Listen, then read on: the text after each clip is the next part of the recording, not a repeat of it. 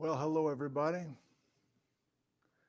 People are busy preparing for the quiz in the back half of the auditorium here. I see a blue light. I think that means that the microphone is working. I warned everybody in the room I was going to lose my blankety blank if I was on the wrong camera again, but I think Daddy did it right this time. So,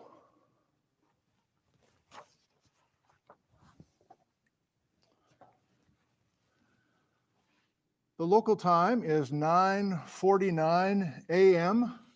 on a snowy Thursday morning here in Ellensburg, Washington, USA. And I would like to say that we will begin our program and our lecture at 10 a.m., but that is not true. These guys in the room here are getting ready for quiz number 1. They're putting some final touches on it.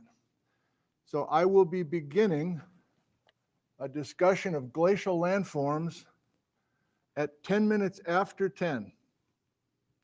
So that's a full 20 minutes from now. So if you're watching this in replay, go ahead and skip ahead 20 minutes. I know that's unusual, but that's what we're going to do on these rare days that we do a short quiz before we start the lecture.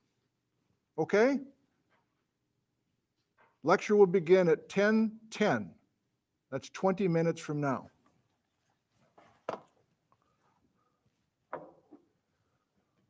With that said, let me make sure that we're working and I can say hi to some folks and try not to be too distracting for the folks looking over their notes, although they should be on top of their game anyway. But we got most of the group here already, 10 minutes early. That's nice to see. I like this group. The early messages, I like this group. 10 by 10. Okay, that's even better than 5 by 5. Hello, Peter in Dayton, Ohio, and Tooligan. And Richard, thank you. Tacoma, yeah, where are you viewing from this morning? Are you locked down? Are you in the UK? Are other places locked down? Like severely locked down? Minnesota, New Zealand, hello. Merrill, Wisconsin, Los Angeles, Finland. Sagi, Yuma, what the hell, Saber? Sorry, Patrick. Anacortes, Washington, Billings, Montana, Nottingham, UK, hello. Slovenia, good morning, good afternoon, good evening.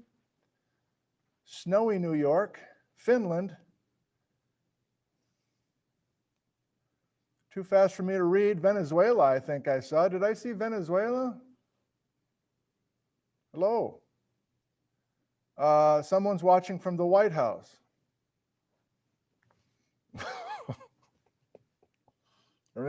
Excuse me, I guess it was a White House. Your house is white. Nice job. Dry Lake, Missoula, Crescent City, California. Argentina, hello, Juan. Wow. Southwestern Virginia. Yeah, so I'm on the webcam now. I'll tell you what. I'm going to try to kind of bring it down a little bit. Can you still hear me? Again, I don't, these guys are studying. Now here's where, well, I'll say this actually. So,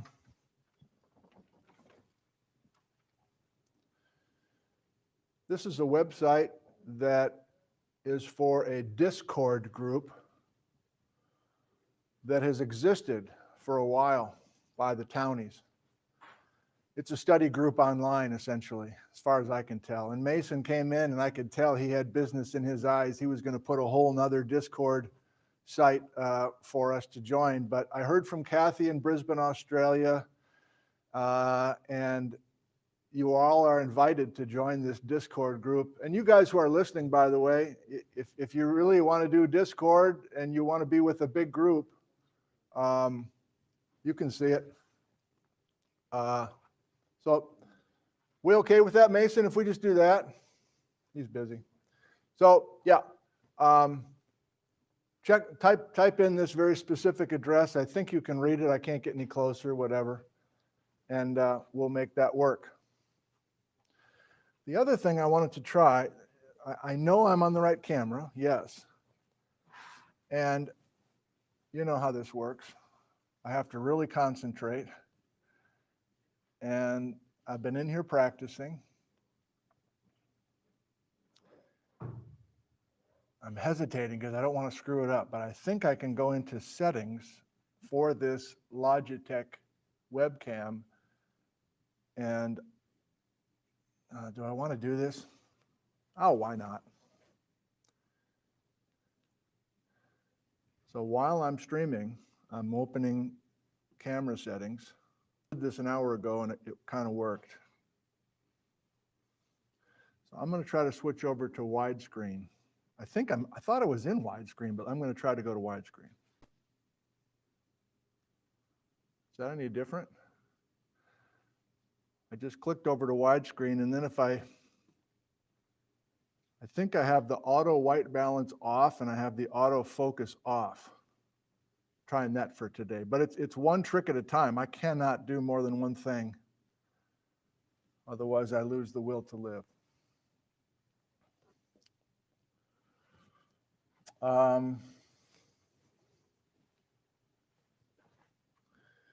Give you a chance to copy down the outline for today. And so I'm giving these guys a quiz in 5 minutes. And I have a little slideshow for you to watch. And you can, I don't know, talk about the slides. I don't know. I feel like I need to, this is like a daycare. I need to make sure that you're occupied while these guys are taking a quiz for 10 minutes. People in the room, does anybody want to ask anything, or are you in preparation for the quiz, or you feel like you've got things under control? Christina with a K, and oh shit. Hey, hold it, Mason. Hold it, Mason. Isaac from Falls City, and Aiden from Maple Valley, and Eve from Yakima, and Mason from Victoria, BC originally, and Hunter from Port Orchard. That's all I can do today. Mason, you have a question? So I was just going to double check. Burial is just, sedimentary rocks changing contact with magma. But then for dynamothermal, it's temperature and pressure. But what are the other specific circumstances for it? The big story is two continents colliding. Yeah. Anybody else? Come on in. Hey, is that you, Tim? Yeah. All right, come on in. Tim's sitting in when he feels like it. You want to take the quiz? Oh, sure.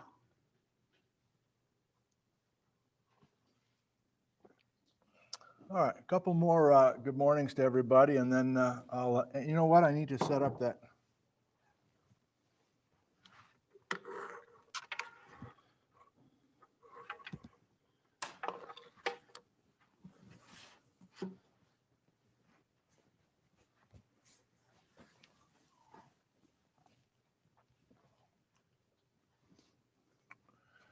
So as soon as I get the quiz going with these guys, you're going to get about a 10-minute slideshow.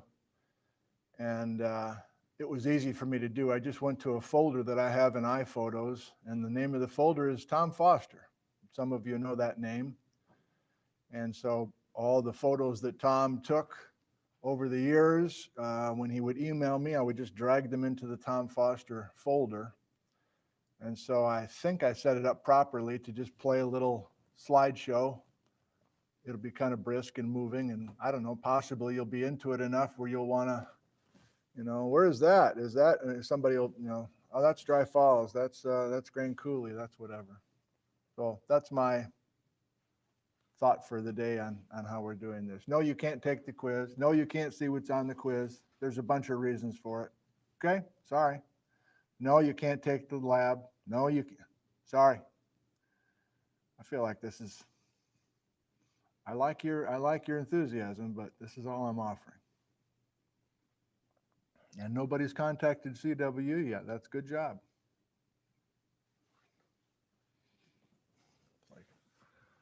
It's like here's the radar.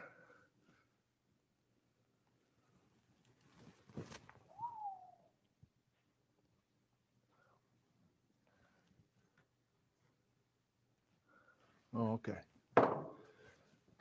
Yeah, we still got a couple minutes if you wanted to be totally prepared and ready for action. As soon as we're done with our quiz, I'm going to launch right into the next lecture. And so there's our outline for the day. You might get that down if you haven't already. I'll try to stay out of your way. I'll just say hi to a few more people, even though I'm not looking into the camera. Who else we got here? Townies. We're approaching 700 people. Anybody else got a question in the room? Masons, you're on fire this morning. I can tell. You're going to do well. I can tell. You're vibrating right now. Christina. The name Townie, this will not be on the quiz. The name Townie is about 10 years ago, I opened the class up to the public. And it was usually a bunch of retired folks who would come in and I thought they'd come once or twice, like Tim's not retired yet, but people like Tim would just kind of pop in when they felt like it.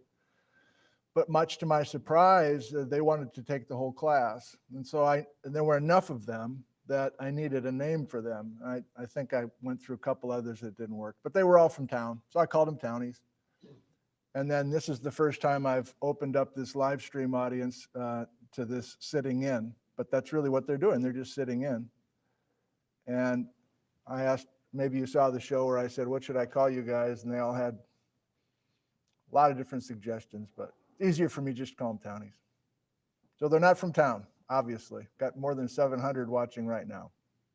I would be so bold. I really like that you're doing this because then if I feel like I missed anything or if I need to, let's say, run out to the restroom, you literally have all of the recordings saved as live stream so I can pop back in and Thank you, Mason. That's good, Mason. If Mason has to, that was a creative way of Mason saying, I might be getting up in the middle of your lecture and going down the hall to use the restroom, but it's good. It's fine because I can watch it in replay. I got it. I like it. Yeah. But jokes aside, actually. Thank you. Yeah, my fear, actually, I had this fear a decade ago when I started recording public lectures and putting them on YouTube. I thought if I record them and put them on YouTube, nobody will come anymore. Like, why would they come? They can just watch it on their TV at home. But it's kind of the opposite, at least with the public lectures. People want to come and kind of deal with the public experience. And then they know they can watch it. With you guys, I'm hoping we can keep this attendance going. We got a nice group. Good morning. My memory's full, so I only have a couple names today. And those are Christina, Aiden, Isaac, Mason, Eve, Hunter. That's all I can do today. Tim. Hey, it's 10 o'clock. Okay. Good morning, everybody. Thank you for being on time and ready to go. We are doing a lecture today, and it will continue with our discussion of glaciers, and I think that you'll enjoy it. There's some visuals as well. But there's a vibe in the room right now. First of all, a vibe of satisfaction. You found the room, you walked through the snow, you got your seat, everything's all set. But there's also a vibe like, okay, we got business, and we do.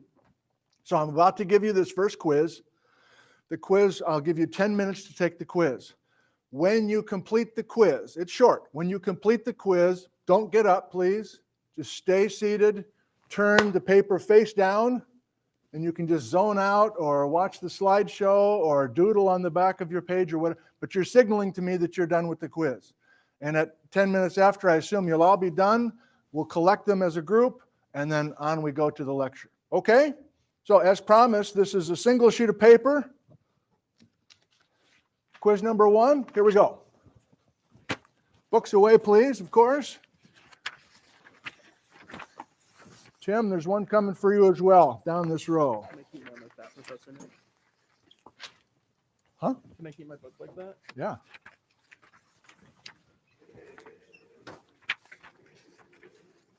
Thank you. You bet.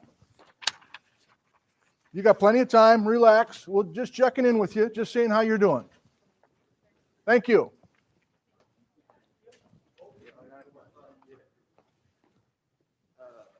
Does this mean like directly after, or like just after?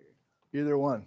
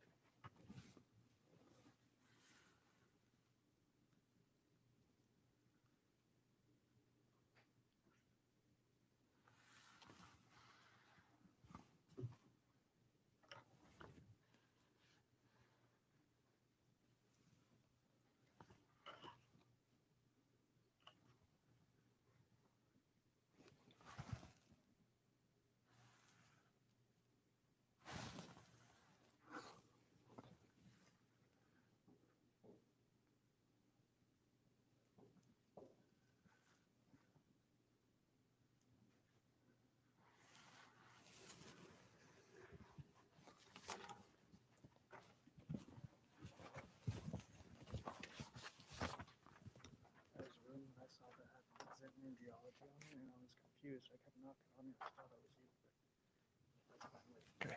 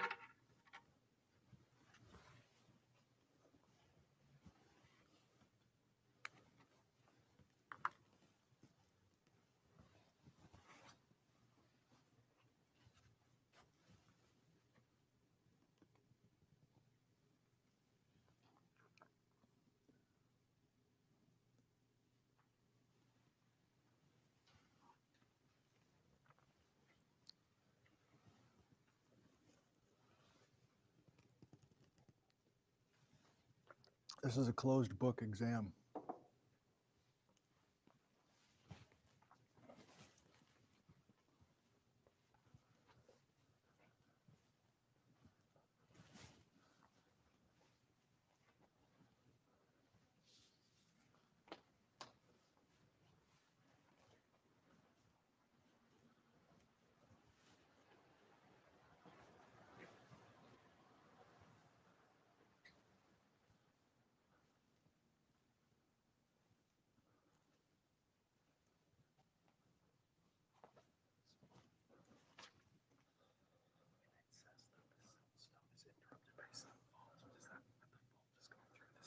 Mhm.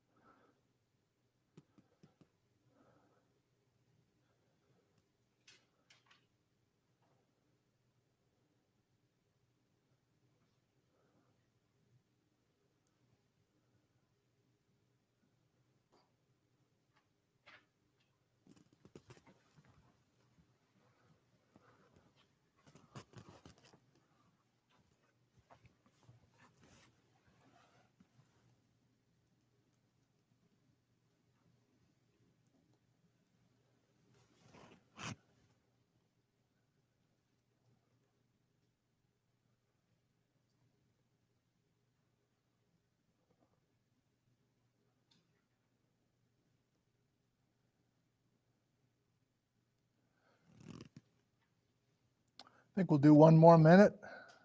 One more minute.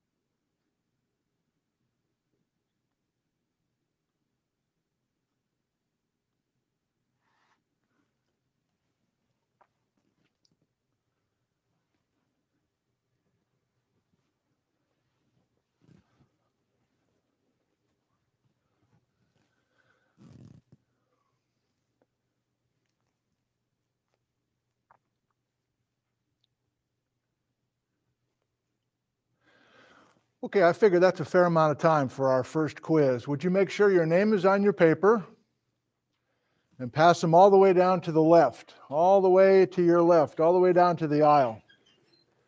We'll collect them and then we will get rolling.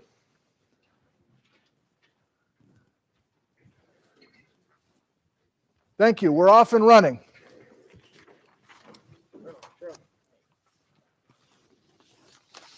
So copy down that outline if you have not yet. If you want to join a study group online, a Discord group, it'll be more than Mason. It will be a whole bunch of folks from around the world.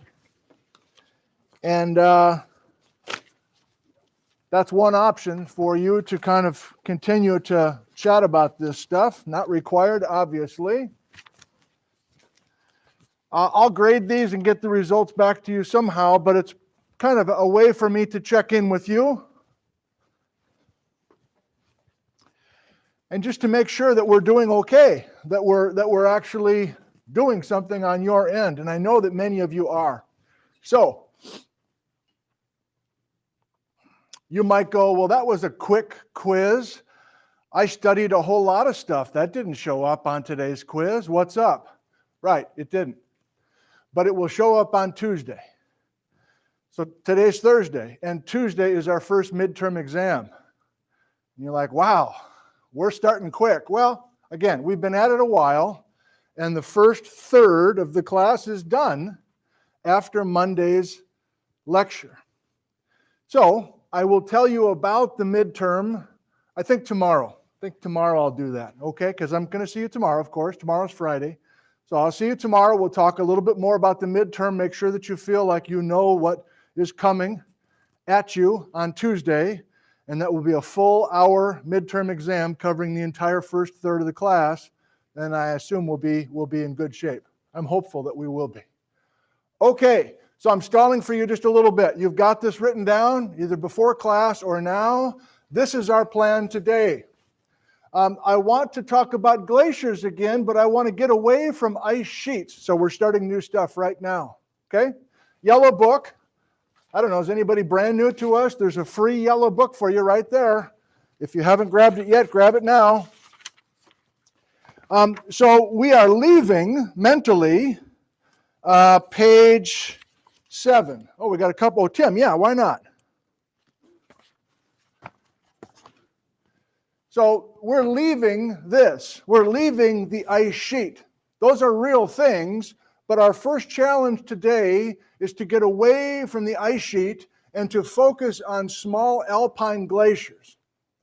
So I think we all know this, don't we? That there are places where we have glacial ice, but they're not these huge ice sheets like we have, that we used to have covering North America. Where are the 2 continental glaciers today? Where are the 2 ice sheets today on the planet? This is you now. Where can I go visit an ice sheet? Go ahead. Iceland. Those are pretty small scale, though. How about major ice sheets? We have 2 major ice sheets today. Antarctica at the South Pole and Greenland, which is here. Greenland and Antarctica are the 2 ice sheets that we still have today during our short time on the planet. Good. We're leaving those, and we're going to alpine glaciers. Now, Let's do a major message right off the bat. Okay, I'm going to get myself couched for this. Do you remember our glacials and interglacials from the last couple of meetings? Glacials are cold times and the glaciers are growing in size. Interglacials are warm times and the glaciers are retreating in size. 33 of them according to our most complete and up-to-date understanding. The alpine glaciers that are up in the mountains and the continental glaciers that are covering Antarctica and Greenland are responding in sync. You know that when I slow my voice down and I am a little bit more staccato in the way I deliver it, it's a big deal. Studying glaciers, whether they're alpine glaciers, which are small, or continental glaciers, which are huge, they are responding generally to the same global climate changes. So yes, I'm saying today, when we study a mountain glacier, I'm going to give you a name of it right now, verbally, the Yakima Valley Glacier. Let's get that down. You're still in a hangover. You're so mentally fried from that quiz. Oh, come on. Okay, so let's go. The Yakima Valley Glacier was an alpine glacier, was a mountain glacier that came away from a mountain range and flowed down into a neighboring lowland. And it was right here. Not here, not at this building. Ice never covered Ellensburg, but it got damn close. Sorry, Patrick. It got damn close. Sorry, Patrick. So we're going to look today in the yellow book and in the field, and those from the west side, Isaac and Aiden, they're going to drive home this weekend. They're going to go right up and over some moraines that tell us exactly where the Yakima Valley Glacier and Alpine Glacier used to be locally. That's the tangible, meaningful part of today. But before we get to the Yakima Valley Glacier, we need to do some homework, and so I'm going to use the chalkboard. This is going away. You're not going to see it again. Ever. Say goodbye.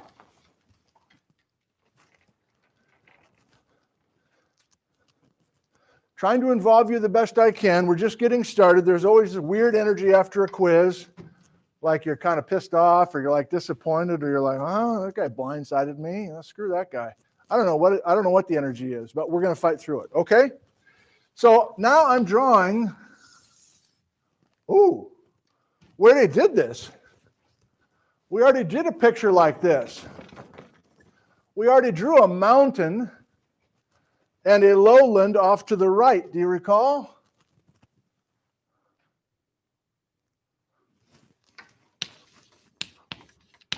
We're doing it again, but this time we're not talking about a river.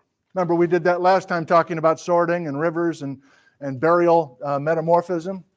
Today,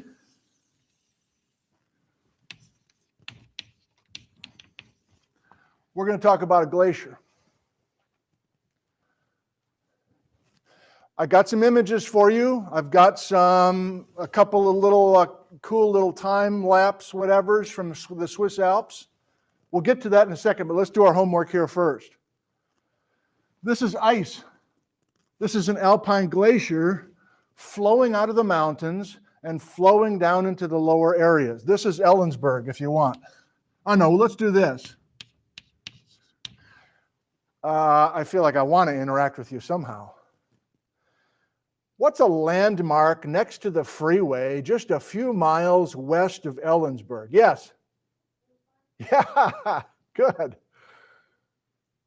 You know the place where they sell fruit and antiques in the same frickin' place, and now there's a huge American flag flying right above it? The Thorpe Fruit and Antique Barn. That's a landmark. We all know. I'll show you a photo in case you have no idea what I'm talking about. That's a landmark for us today. That's what this is right here. That's the Thorpe. Thorpe is a little town. I wish we could take you on our usual 101 lab field trip to Thorpe, but I guess we can't. The fruit barn is our landmark today. The Yakima Valley Glacier, that's what this is, almost got to the fruit and antique barn. It did not. It never got to the fruit barn. In fact, it got 2 miles. It got within 2 miles of the fruit barn. And so I want to show you the evidence we have for that, because the ice is clearly not there anymore. In fact, why not? You know, I was going to do it a different way, but I'm feeling perky this morning. What page do we have? 11. Page 11.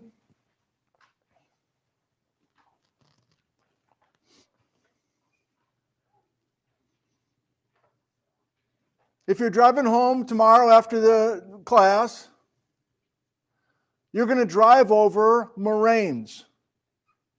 And on page 11, I have multiple moraines for you. And we already know what moraines are. Who wants to recite in a cult-like fashion the definition of a moraine? Please, somebody. Or at least get us started. What's a moraine? We've already talked about it. I'm ready. Come on now. Moraine. Don't make me angry. What's a moraine? We've talked about it, haven't we? Have we not? Okay, what do we got?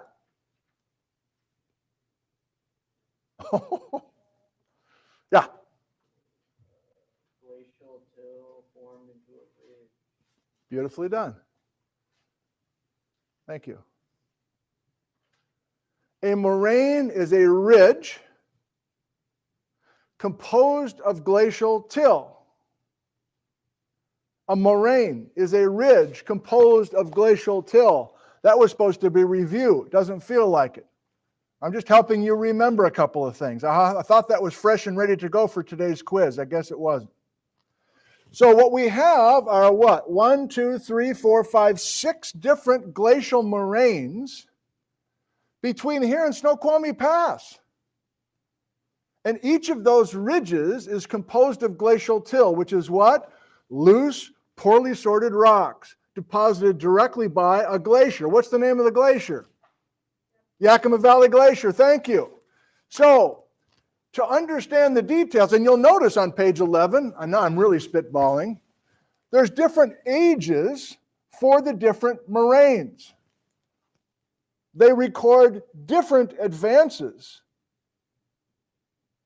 of the Yakima Valley Glacier. So you might have some questions on that coming, but I want to do some more general stuff here as well. When you visit an alpine glacier anywhere in the world, and today we would go to Glacier Bay in Alaska, today we would go to Mount Rainier slopes. There's many, many places to visit alpine glaciers, even though they're getting smaller today. They're still with us, thankfully, so we can study them. When you visit an alpine glacier, there are usually 2 distinctly different zones. Zones. 2 distinctly different zones. One called a zone of ablation. Whoa. Sorry, put it in the wrong place. Did I have too much coffee this morning? I think the answer might be yes. Or cocaine? Did I have too much cocaine this morning? I refuse to answer that question. Zone. This is a very sharp boundary. This is the zone of accumulation. This is the zone of ablation. I'm going to give this to you twice. It's kind of easy, but also it's kind of deceptive at the same time. There's a couple concepts that we want. First of all, what are these 2 zones? Well, when you visit a glacier and you visit the zone of accumulation, it's just snow. It's just a pile of loose snow. You don't even know you're on a glacier. And as the name implies, it's a zone where the ice accumulates material. Because what is glacial ice really? It's just a bunch of snow that's been buried into rock. Like we were burying sand to make sandstone. You bury snow and you don't melt it in the summer for a bunch of summers. You eventually bury that loose snow into a rock called ice, glacial ice. So we're gaining material, that's the point. Plus, we're gaining material for the alpine glacier. This is any alpine glacier, not just the Yakima Valley Glacier, up high. But once you cross to this other zone, which is clearly lower in elevation, we have the opposite going on. This is a minus. We're going to lose mass. We're going to lose glacial ice in the zone of ablation. And you're like, I don't think I know what that word is. I don't blame you. It's not a word we use. But it is a word that's the combination of two things you know very well. Ablation is a combination of melting and evaporation. I don't have to define what those are. So if you melt and you evaporate every day, every day, every day, you are ablating the glacier, meaning you are removing the ice through those two processes. So we have ice loss in the zone of ablation. We have ice gain in the accumulation area. And here's a key point. I'm getting some of you now, I can tell. There's going to be more audience participation. That's coming, okay? Don't mean to be threatening, but we want to build on the energy we had last time. Big point. There is constant interior flow. There's constant interior flow within a glacier from the accumulation to the ablation zone. We know this. We've been studying glaciers for more than a century. All over the world. Glacial scientists are like sticking things into the glacier and then like coming back every summer and looking for the big orange pipe or whatever that they crammed into the glacier just to study the rate of flow and where it traveled to and where it popped out of the ice down below. There is always interior flow and you're like, who cares? What's the big deal? Here's the big deal. You ready? One of the biggest points of today. Even when a glacier is shrinking in size, we have interior flow from back to front.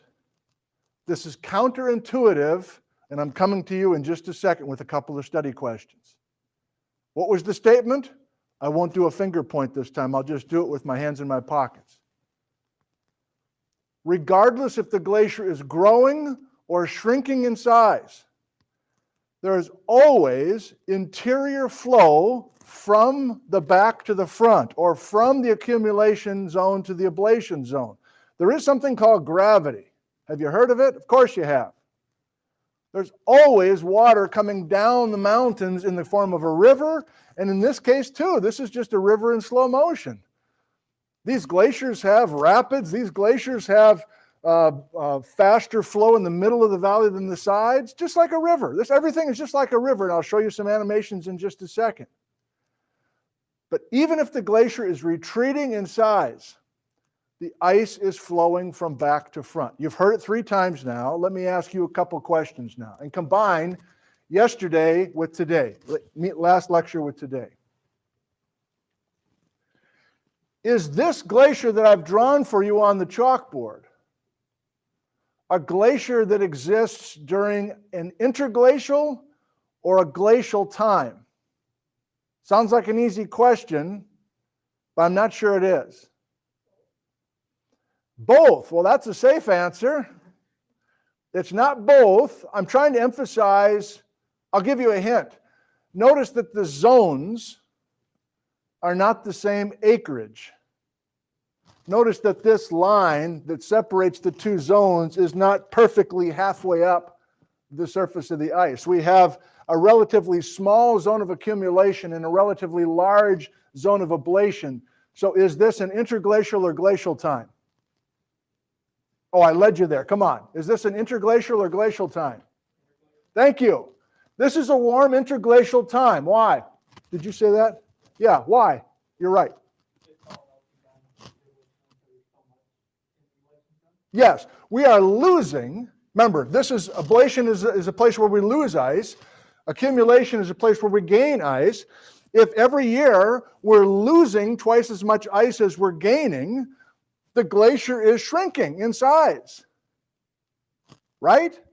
And if we're shrinking in size year after year after year, we are in an interglacial or warm time, one of those 33 glacials, interglacial things.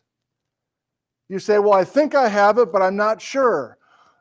Somebody else, how would I change my sketch to be a glacial time when it's cold and the glacier is actually growing in size? Somebody, please. I'm going to move the line. Let's go ahead and call this something. Let's call this the snow line. It's also sometimes called an equilibrium line. It doesn't matter. Oh, Mason has left us for good. Okay. Interesting, duly noted. Oh, here he is. He's just waiting for me to call him out. You're back, great. So sharp line between the two zones, because our plus area is much smaller than our minus area, this is a glacier on its retreat. You know, I'm sorry, you're right. What was your name? Pedro. Beautifully done, Pedro. Before I change this, I just want to do a little acting for you, okay? Just to make sure you see this.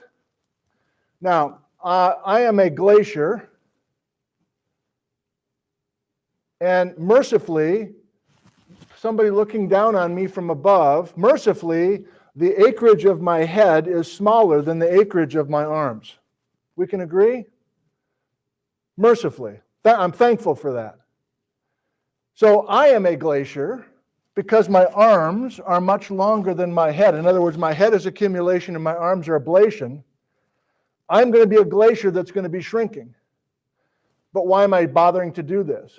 Well, I am constantly having ice flow from my head down through my neck in my beautiful scarf and down through my arms. And what's happening at my fingertips?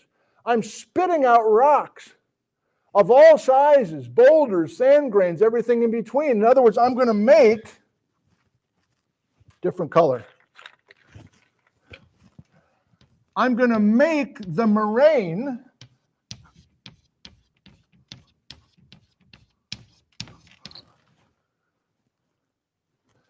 at the edge of the ice. Here I am. I'm spitting out rocks. I'm an alpine glacier.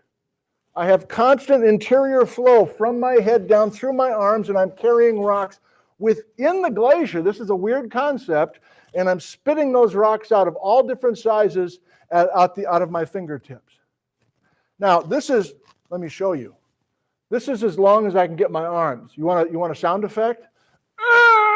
That's it. I can't go any longer than that. So the moraine that I'm going to make and deposit at the longest I can get my arms is called a terminal moraine. A moraine that marks the biggest that the ice was able to get is called a terminal moraine.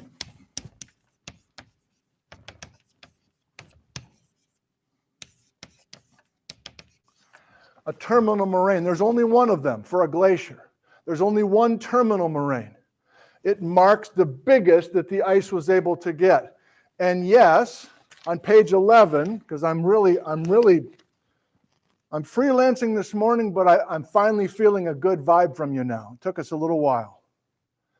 On page 11, there is only one terminal moraine. And it's the moraine that's precisely 2 miles west of the Thorpe Fruit Barn. What's the age on page 11 of the terminal moraine of the Yakima Valley Glacier?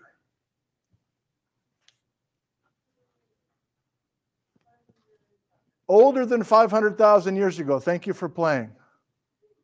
Older than 500,000 years ago. The Yakima Valley Glacier advanced from Snoqualmie Pass, crest of the Cascades. The Yakima Valley Glacier flowed all the way into our valley and got within 2 miles of the Thorpe Fruit Barn, and the evidence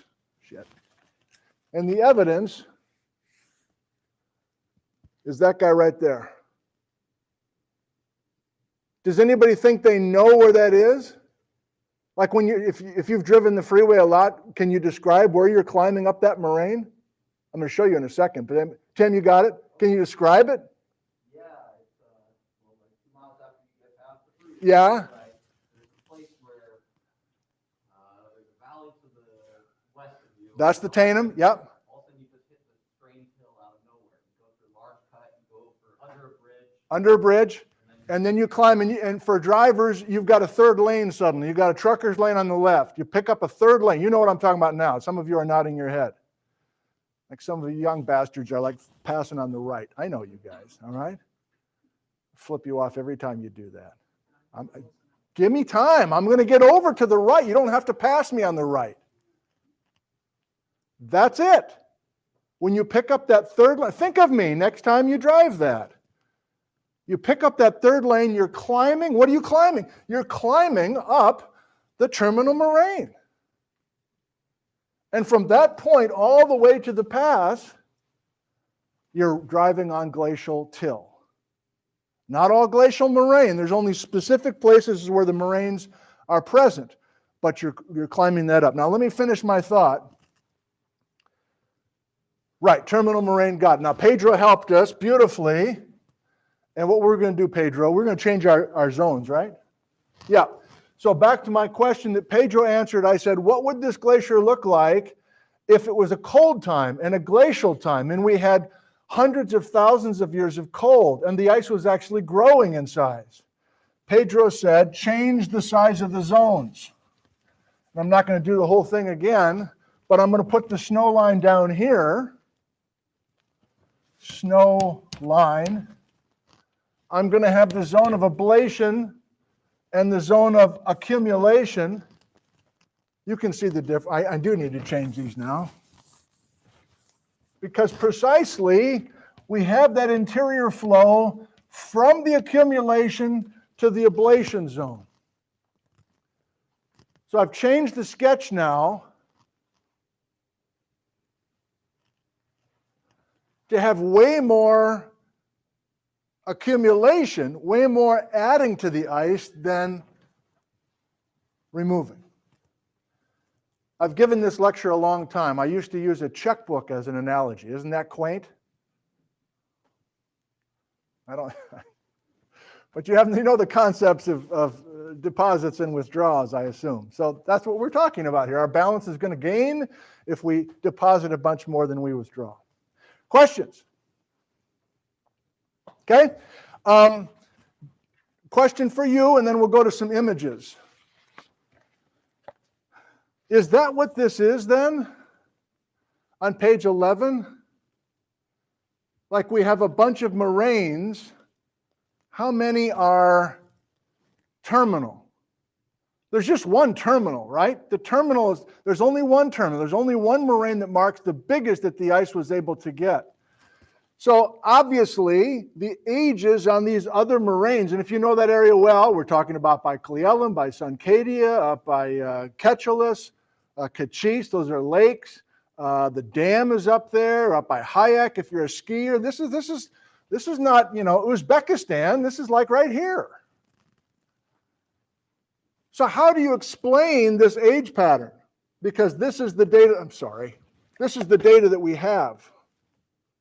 Trying to get both audiences to see the same thing at the same time. Anybody want to put it into words? How is this possible? What's the story? Mason. I mean, it looks sort of like after it retreated from where it was the terminal moraine, Yeah. it went back out. Yeah. A new, I'm not going to call it a terminal moraine, Right. but pseudo. Right. And then it kept doing that until it finally fully retreated back up the path. Yes. I'll take that and put it in slightly different words. This is the only terminal moraine that we have. It's called the Thorpe Prairie Moraine, and there is a place called Thorpe Prairie. There's a fruit stand up there on top of it as well, at Elk Heights, if you know that place. But Mason is correct that these other moraines are marking other advances of the ice. So I can't do it backwards, so I'm just going to do it like this. Ice advance. Make the Thorpe Prairie. Ice melts back, maybe completely, probably completely. Maybe the ice is totally gone. Uh-oh, now another glacial. Remember, we had 33 of them worldwide. Another glacial. This one gets to Indian John, backs away. Another one. Time is passing, right? Suncadia, etc. So this is the way we view it, and I think the interesting question is, why don't we have 33 moraines here? If there were 33 global advances of ice, and I'm saying that alpine ice is in sync with ice sheet material, why don't we have 33 moraines? Yeah, I was going to ask a question. So could there be a possibility that, after the terminal moraine formed, Yeah, so say the Indian John Hill, right. Before that one formed, couldn't the glacier have formed, maybe only gone to the Gulf Coast? Yes, Tim. Beautifully done. So Tim, so what can we describe? We can describe that we have, what was the number? 6 moraines, and they get younger as we get towards the pass. But Tim just said, well, is it possible we had like 3 advances before the terminal moraine was made and the ice only got such and such place? And the answer is yes, because remember, this is poorly sorted material, and clearly this Thorpe Prairie advance is the one that was the biggest, and so it destroyed previously existing moraine material. Well done. So let's not spend more time on it, but that's the idea, that you're not going to get all 33 advances recorded because of the erosive nature. Remember, that's why we went to the bottom of the oceans to begin with. It was more complete down there because it was quiet. Okay, I feel like we made progress there. Let's rest on your outline. The rest of your outline, I got 10 minutes left. This will go quick, but it's important. The rest of your outline says something like glacial landforms. Some of them are erosional and some of them are depositional. Now, we already touched on this, but I'm just going to expand on it. You ready? If you are a depositional landform, that means you are a landform that was deposited by a glacier. I'll be more upfront with you. If you are a depositional landform, you are composed of glacial frickin' till.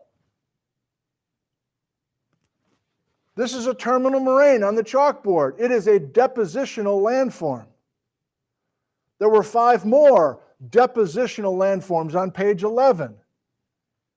You are a depositional glacial landform if you are a landform deposited, rocks were deposited directly by the ice. Sounds like I'm doing something exotic. I'm not. I'm just putting a label on it. Moraines are depositional landforms. However, Stephen A. Smith, on page 12,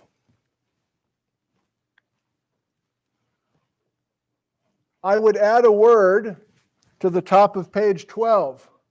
Yes, these are glacial landforms from alpine glaciers, but these are all erosional. This is the opposite of a depositional landform. These landforms here are all erosional. And this is easy stuff, so I'm going to go quick. I just want to give you a bunch of visuals. A cirque, an arête, a horn, a U-shaped valley, a hanging valley. I'll show you pictures right now. They are all erosional, meaning there are places where the ice is eroding or taking rock away. So before we lose the chalkboard, and we're about done with the chalkboard today, whoa. The hell? This is where we're doing the erosion. At the base of the zone of accumulation is where the ice is actually plucking, I said plucking with a PL, plucking rock away from the mountain. Erosional landforms. Page 12, they're being made right here, underneath the zones of accumulation. It's down here where those rocks are being dropped after the rocks have been carried through my arms and spit out of my fingertips. Okay, the rest of today is this. I know I should do OBS or whatever else, StreamYard. Screw that. I can't handle it. We're doing this instead, at least for now. Where's my advancer? One new trick at a time. So you can see this. The home audience can kind of see it. And we're going to do a little slideshow before we quit. That's as good as I can get for both of you. Mason, Mason, what you got? I was just going to say then, so for glacial valleys, those are going to be considered a bit higher on the valleys like the Ording Sumner Valley. That's different. Let's stay away from Ording Sumner. There is a glacial story there, but there's also a much more dramatic story that I think you know about. Let's stay away from that. What you're looking at here, let me play that again for you. You know time-lapse photography, right? Where you can actually take a bunch of still photos and make a movie out of them. That's what we have here. And let me play that same thing. And I'm trying to show you the fact that we have, these glaciers flow. They move.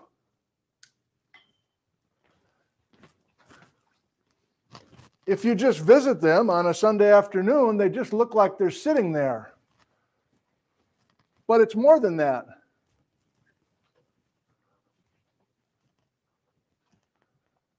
Can you see those crevasses, those cracks in the ice, and they help us kind of keep track of flow within the ice? This is in the Alps in Switzerland. This is one of many, many places to get imagery to convince you that this ice is actually doing what I was just talking about. And this is what the Yakima Valley Glacier used to be doing as it was coming out of the Snoqualmie Pass area and heading towards Ellensburg. Okay, you get the point. Now let's go to the mountains.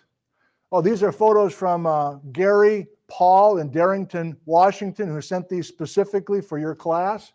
Just showing you Mount Baker has a bunch of glacial ice on it. And if you hike up, you can find all sorts of terminal moraines.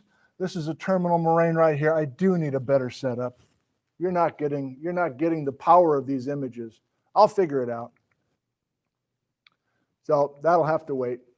Now this one we're going to slow down on because this is us. This is from a standard Geology 101 text, but this is us. This is frickin' us, man.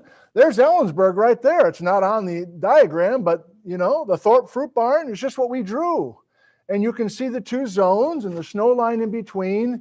And that was the story here multiple times in the last 2.6 million years with this. Aha! I'll have a nectarine and a roll-top desk, please. Yes, I got room in the car. No, I don't need a bag. What's this? That's the spot. Oh, God. Behind that guy, this is where Tim was talking about, that third lane. I don't know if you recognize it now by seeing it, but it's a key spot for us. So that's a moraine behind me, and you're looking west as the highway, the freeway, climbs up that terminal moraine. Now, you can have multiple advances and retreats. Therefore, you can have multiple moraines, just as we discussed. What's this? What's the term? What's this? It's a bike. What else is in the picture? Please. It's a big boulder that does not match the local bedrock. What's it called? Pardon? Thank you, an erratic. So we have erratics with the alpine ice as well. I know many of you on your telephones right now. This is part of the class. Get off the damn phone, please. If we go to Glacier Bay in Alaska, we can see some of these places very, very clearly. And the ice is still there. And that's a benefit for us to study how these glaciers are still working. This is all zone of ablation that you can see.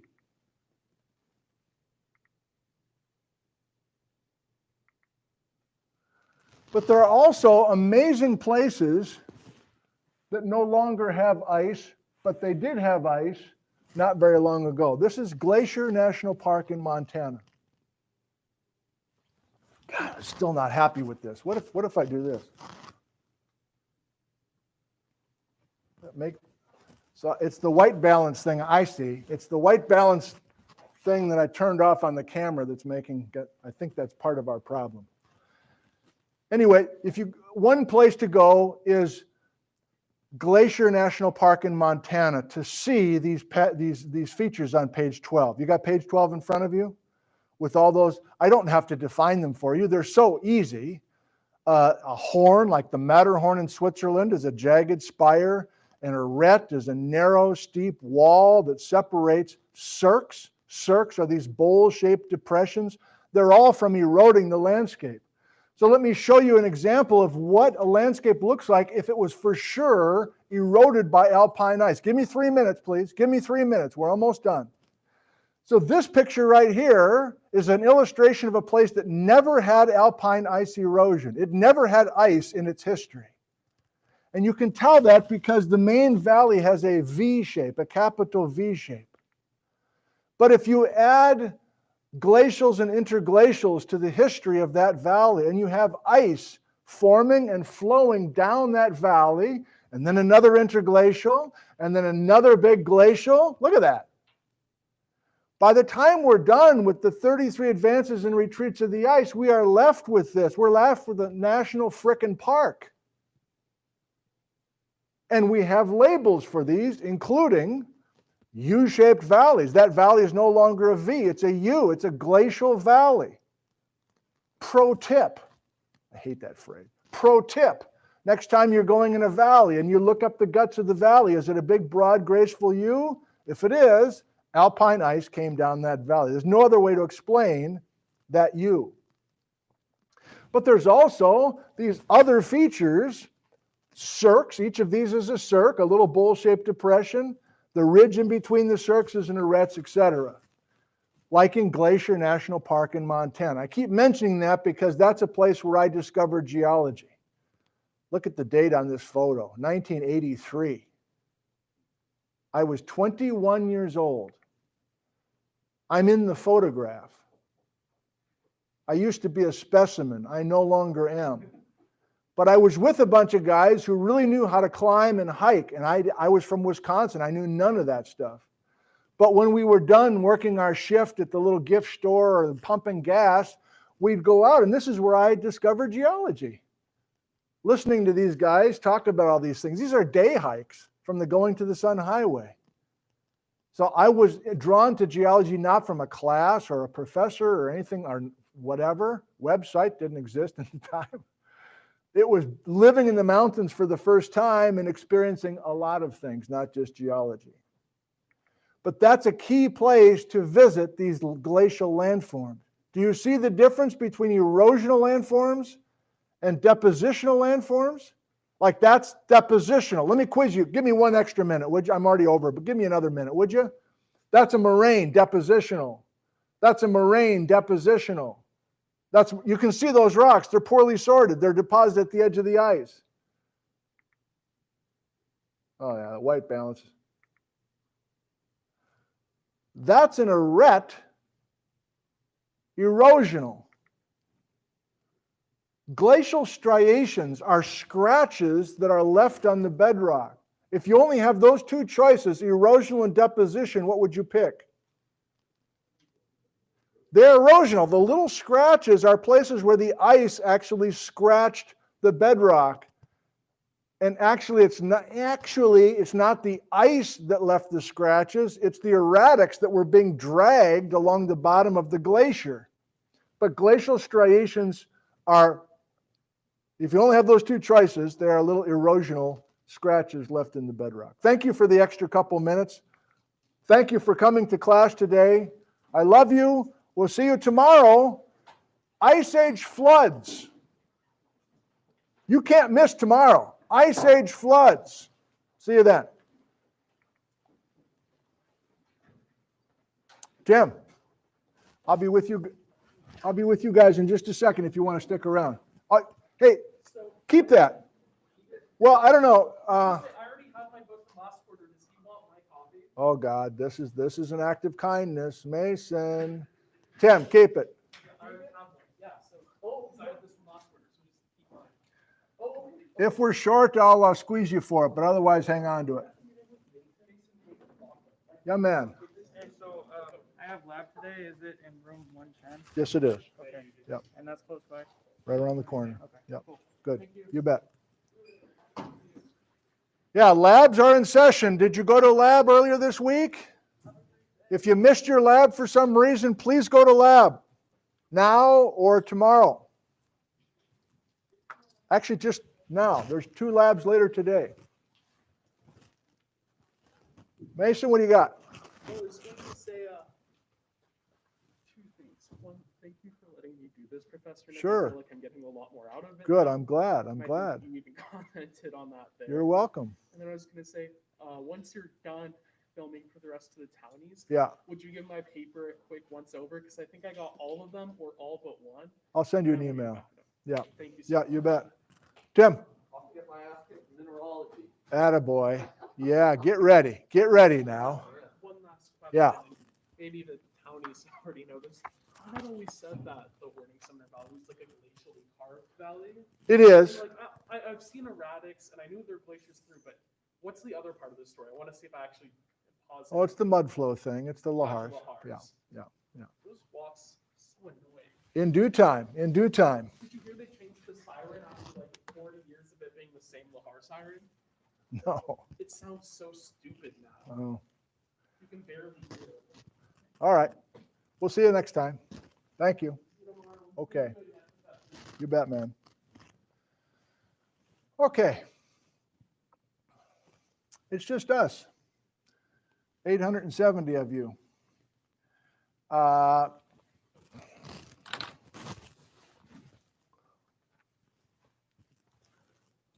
room is empty. What would you like to ask about?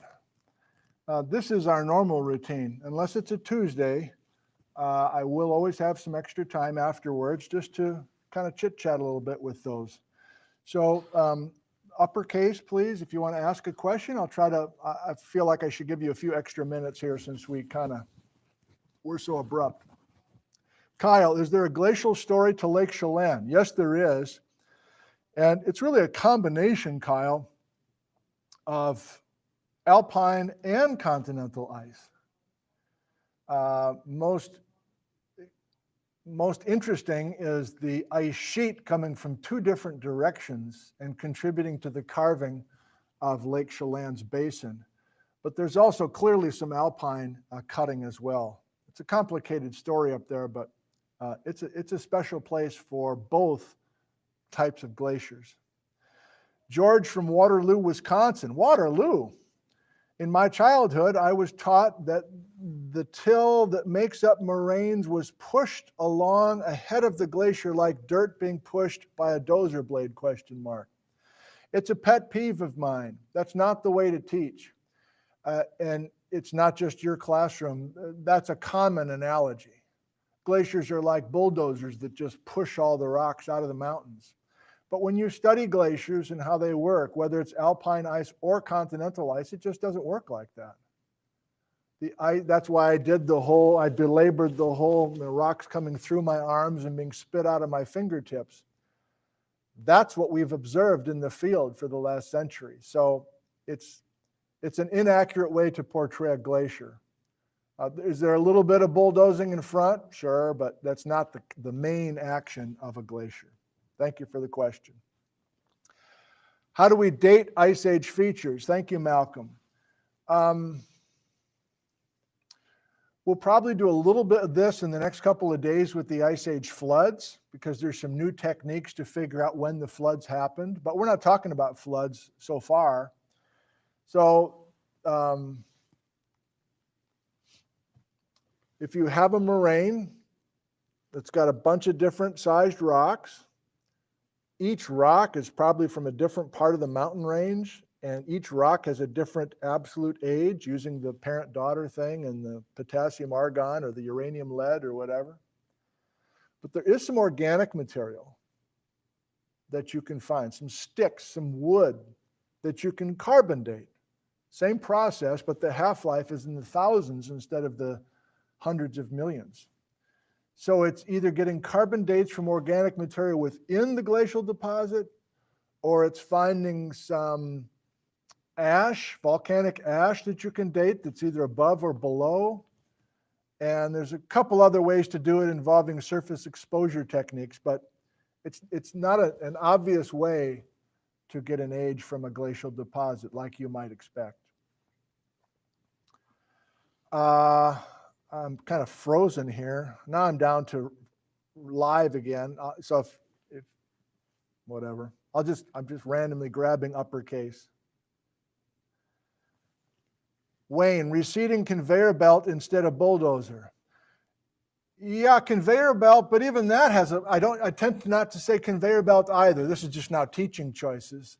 Because of course, conveyor belts, you're visualizing all these rocks being carried on the surface of the ice and being dropped off. And that's really not the story either.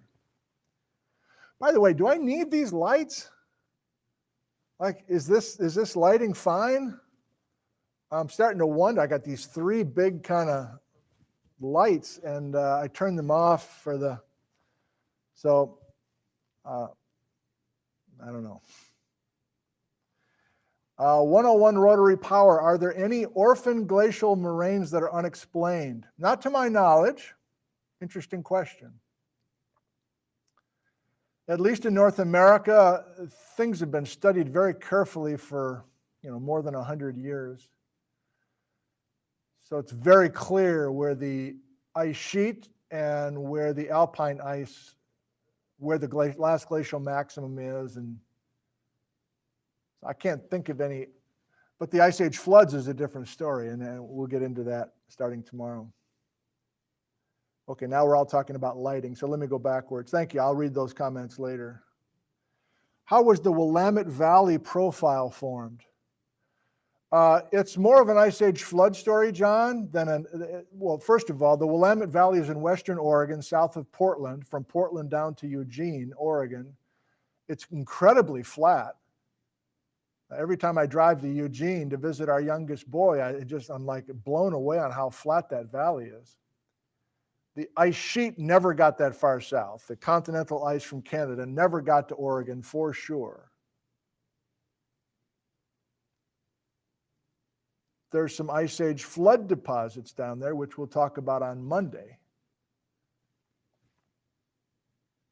And I don't know about the extent of the alpine ice coming out of the Cascades in Oregon and how far into the Willamette they got, but I assume not much. I don't know much about Oregon.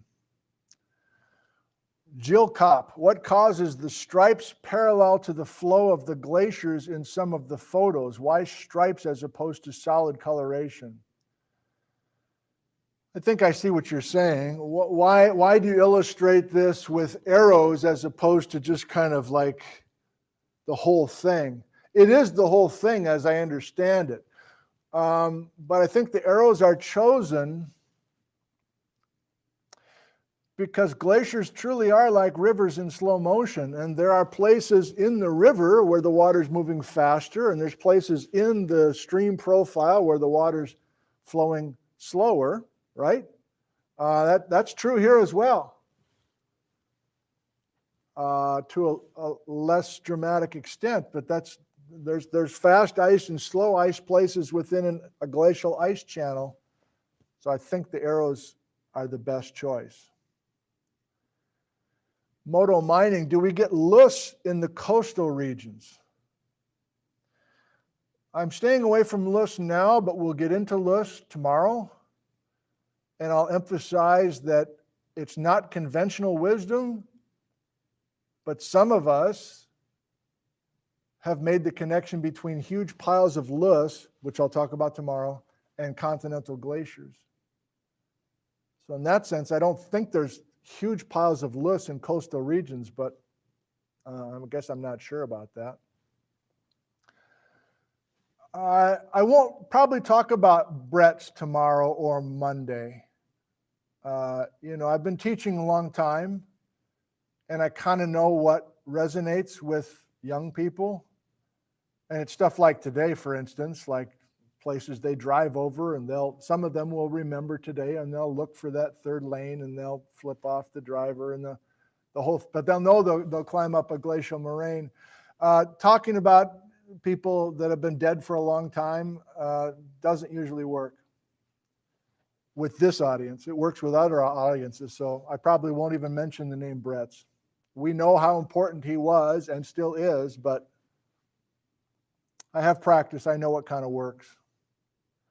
Let me go back down live, see if we got anything else here. Tooligan, how do we classify Arctic ice now that it completely melts? How do we classify Arctic ice? I'm not sure what you're asking. Arctic ice. Classify. I mean, I don't know how to answer your question. There's still continental ice on Greenland. Some of that ice is sea ice that is more volatile since it's covering the open Arctic Ocean. In mountain regions of Greenland and Alaska, we have active alpine ice. I'm sorry, I don't know how to answer that. Ed, if glaciers don't bulldoze, how do Puget Sound and Chelan get dug out?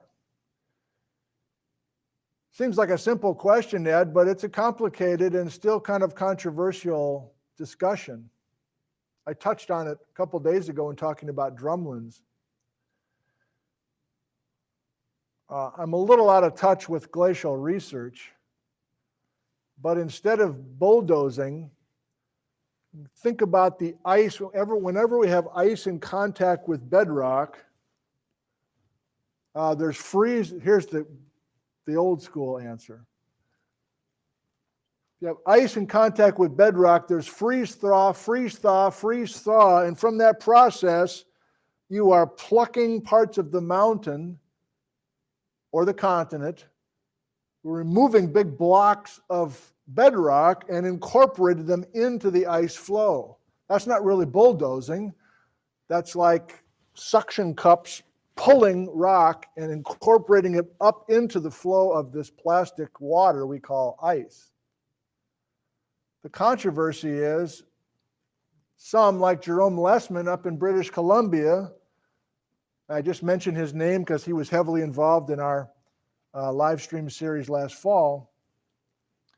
He and a few others up in British Columbia are major proponents of we are not getting how much water is typically beneath any kind of glacier, and that the digging and erosive power is just water at the base of this glacier. The glacier provides the water source, but it's water cutting. And I don't know. So there's multiple ideas that are still out there, as I understand it. Scrolling back down to live, this is fun. We still have more than 800. Why not? I don't feel like grading anyway. If the device 9, if the ice so full of rocks that it's like a rasp or file, let's see, those are carpentry terms. Is a rasp? I've never used a rasp, I don't think.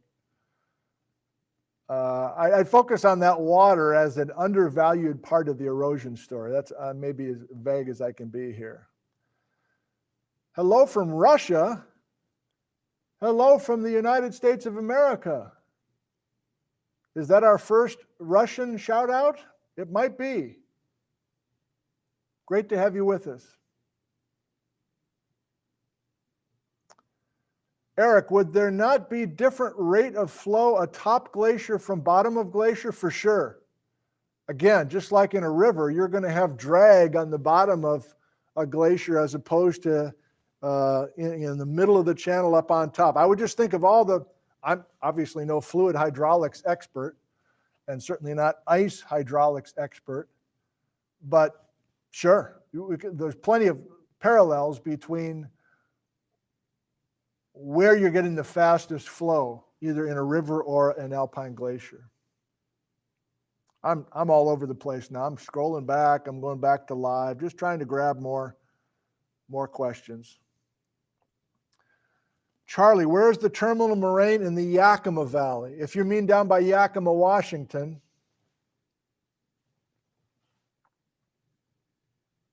It's not as well pronounced as it is here, so this is more of a local question and answer.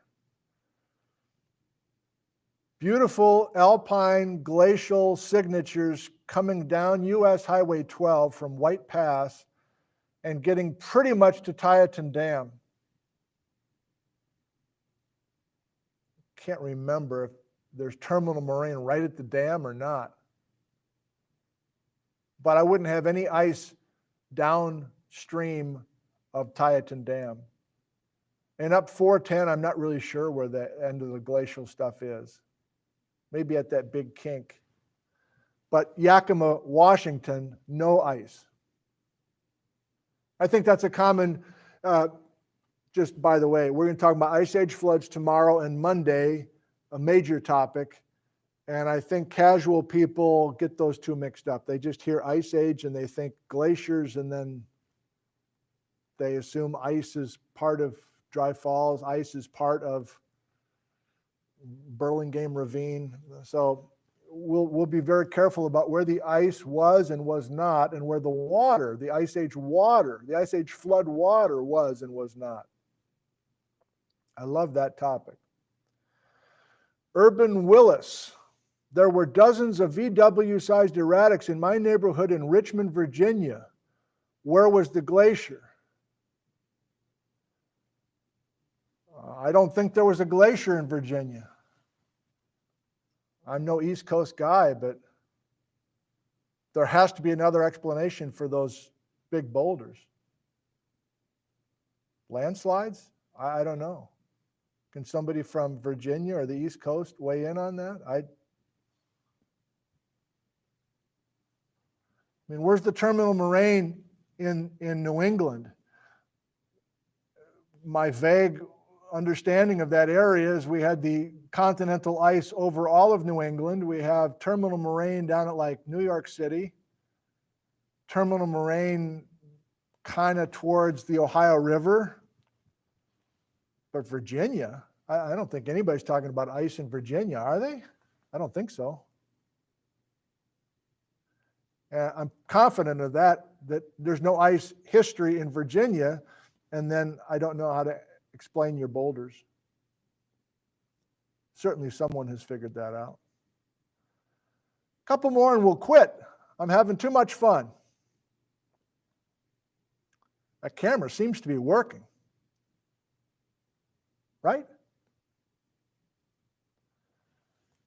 Larry says Long Island is made of two major terminal moraines. And some others are saying the same thing. And Cape Cod is a moraine, yes. No glaciers in Virginia, says Dan. Yeah, I'm confident of that too. And I think the question kind of implied that he knew there weren't glacial histories in Virginia, but I don't know how to explain those boulders. You want to talk about Mount Hood earthquakes. Now we got to stay on point now. Come on. David, hello from BYU. Hello from CWU. Peter Wine, snowball earth left over in Virginia. You know, another name that was a major part of the live streams I did from home before Christmas was Darrell Cowan, University of Washington geologist. He's mostly a structural geologist and has mentored many students. He's done some work with snowball earth. And because I enjoy Darrell so much, I really want to, I'm especially motivated to read some of his work and others. If you're unfamiliar with the concept, I'm barely familiar with the concept. But I think some of you know that there were older ice ages than the Pleistocene. Like we've been focusing on the 33 advances and retreats of the ice in the last 2.6 million years worth of time. That's the Pleistocene ice age. But it's not new that there was a different ice age back during Pangea time, and there was a different ice age, like super old glacial till, called tillite or diamictite, that's from like more than 500 million years ago. And it's more than just a couple people in geology who study such things that think, I'll just say more than 500 million years ago because I don't really know what I'm talking about, that there's evidence from some that suggests that the entire planet was covered in glacial ice more than 500 million years ago. Snowball Earth. Now, I doubt that there's boulders in somebody's property in Virginia that's been sitting there for more than 500 million years. So it's a creative thought, but I can't imagine that's true. But what seems like the most weird idea ever, that the entire planet was in ice, apparently has some proponents from folks who study these very, very old glacial till deposits. So it's on my list. Doesn't really bear with the Pacific Northwest as I understand it. So therefore I don't get in it much. It's 11:15. This is a record. Well, I'm going to keep going. I mean, we didn't start the lecture till 10 after. You deserve a couple extra minutes. Helen, do terminal moraines that don't reach the longest advance have a different name? Oh, sure. You know, my buddy Carl Loquist in geography, I tease him sometimes because in geography, they got labels for everything. It's just like, feels like it's just a bunch of terms. So I guess, you know. So there are recessional moraines, but that's a little different than what you're saying, because a recessional moraine is when if this is our terminal moraine, and then the ice starts to retreat, but the flow is still to the front of the ice.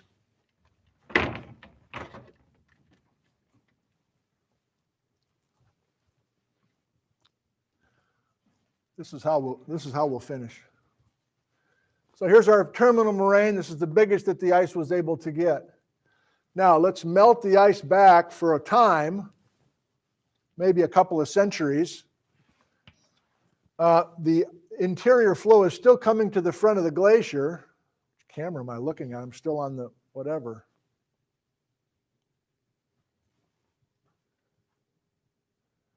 But let's say we stall the retreat. You know, again, the rocks are still coming out of my fingertips, but my arms are getting shorter now. If we stall the retreat for a couple of, I don't know, 50 years, 100 years, we're going to get another moraine. But the key is it's going to be very close in age to this one, because these recessional moraines are being deposited as we stall the retreat back. And you're like, well, isn't that what you just showed on page 11? And the answer is no. Because look at the ages. Well, this is a way to test. I turned off the autofocus, so it can't really handle being too close here.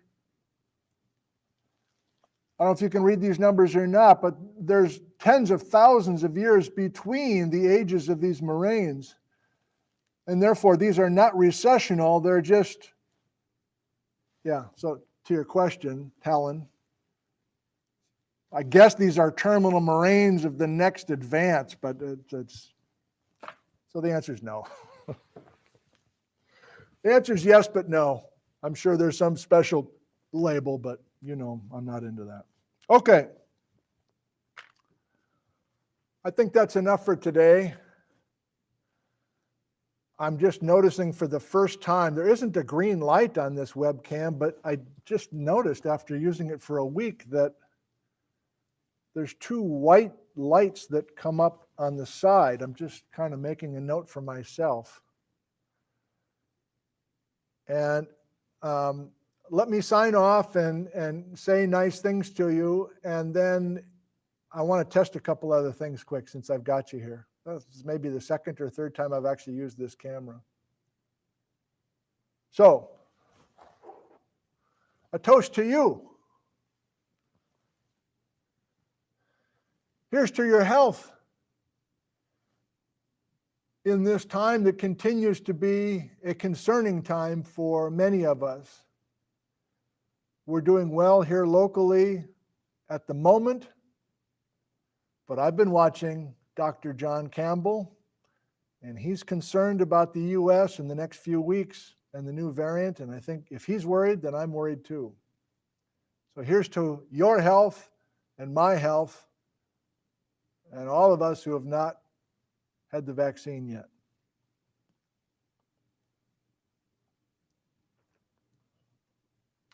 Here's to the health officials who have managed to effectively get the vaccine to the people who need it. And there are places where the system is working well, including this county. But of course, we're all being as patient as we can be.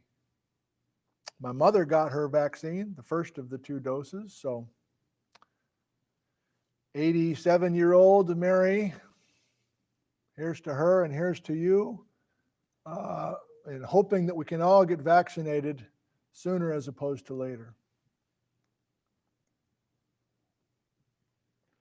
And finally, here's to all the scientists who miraculously came up with this vaccine in what appears to be record time.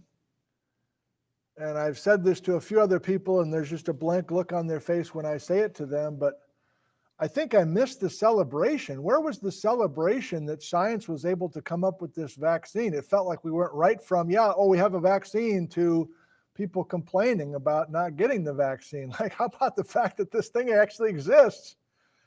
And, you know, we don't do politics here, but man, oh man, like, there's hope. Here's to hope.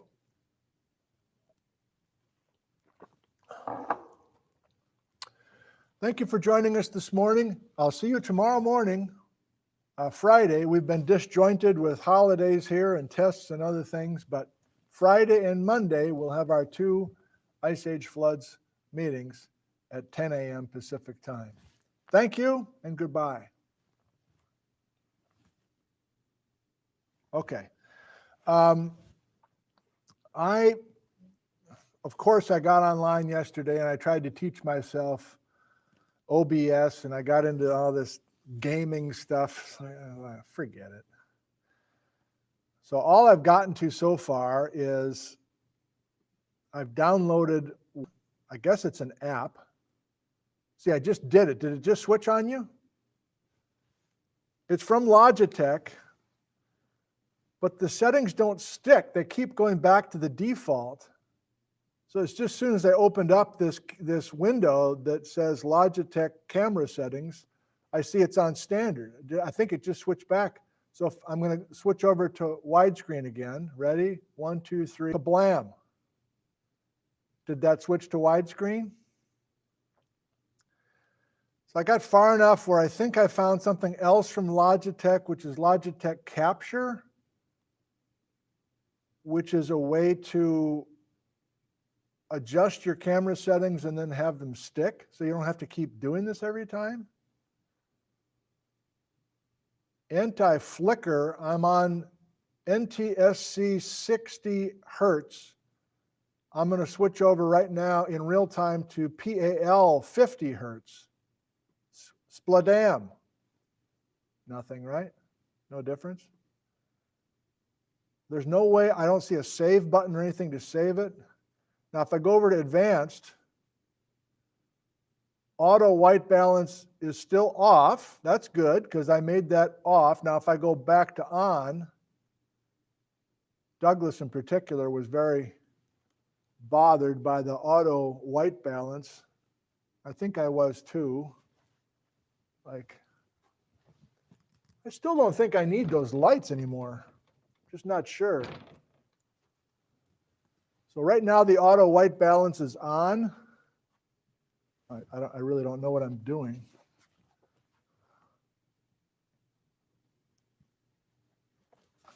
Now I'm going to turn the auto white balance off. That's a different color of my head, right? When I go to white balance off. I'm pretty sure auto white balance is off right now.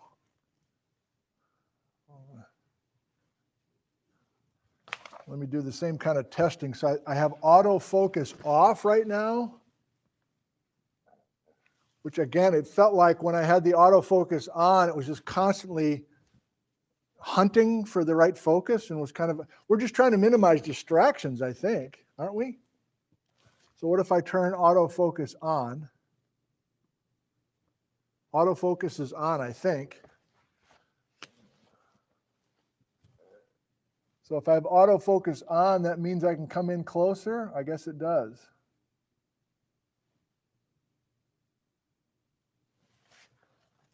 So part of me wants to keep the autofocus on so that I can really come in. But again, if it's doing all sorts of focusing work while we're talking, that's let me turn autofocus off again. Thanks for sticking around. I don't know how many we have left. But. So autofocus, I think I want autofocus off and auto white balance off. And again, I've got all the lights, all 3 big spotlights off. And I'm wondering if that's fine. I mean, I'd prefer just to get those things out of there. And then I think I can adjust brightness in real time. But again, if I make these adjustments, they're not going to be saved, as I understand it. You ready to go? Let's have some fun here. Here's brightness. Oh yeah. And I can, I'm just in camera settings from Logitech. I'm not in some sort of Logitech capture thing. Here's contrast. Ooh. Oh, good Lord. So that's all about 50%. Here's color intensity. This ought to be entertaining.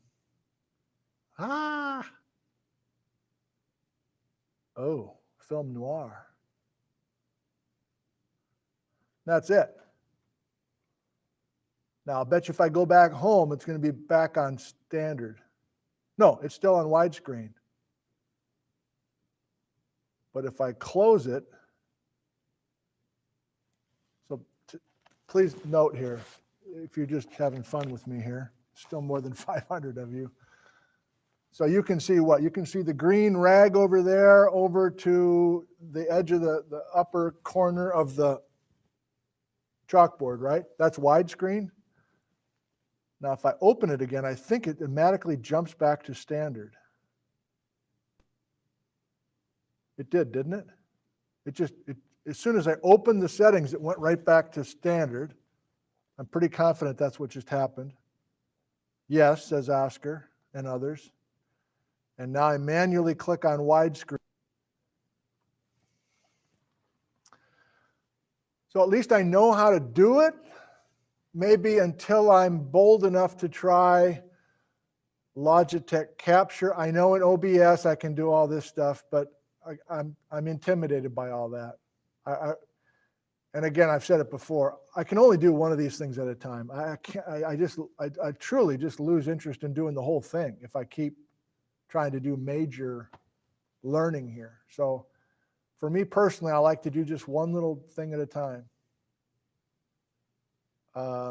So my improvement today is, I'll just let you know in case you're curious. I was able to successfully use the webcam today, I think, because and I don't know this, but I think because I took the time to come in here and use this camera with that camera connected when I scheduled the live stream, which I will do when we're done. I'll be scheduling tomorrow's live stream. I don't know if I'm being superstitious now or not, but I think maybe I need the camera and even the wireless mic connected when I schedule the next live stream, so that tomorrow, when I try to go live, it'll find that camera. I have no idea, but I swear to you, the last 2 times I tried to live stream, I took like an extra 20 seconds. Like, do I have the right camera selected? Yes, I have Logitech selected. Logitech selected. And then I hit live, and it went to the FaceTime HD whatever on the laptop. So that will remain a mystery. But I like this camera, thanks to Dave from San Mateo, California, who gifted this Logitech 930E or whatever. I think it's an improvement. I hope you do too. Of course, not everybody's going to agree on anything, but as we learned yesterday, we can disagree and still be friends, right? Okay, that's plenty long, almost 11:30. They won't all be this long, but I appreciate you joining us today, and it seems like people are enjoying these sessions, so we'll just keep doing what we're doing. I've already toasted you. I've already taken too much of your time this morning.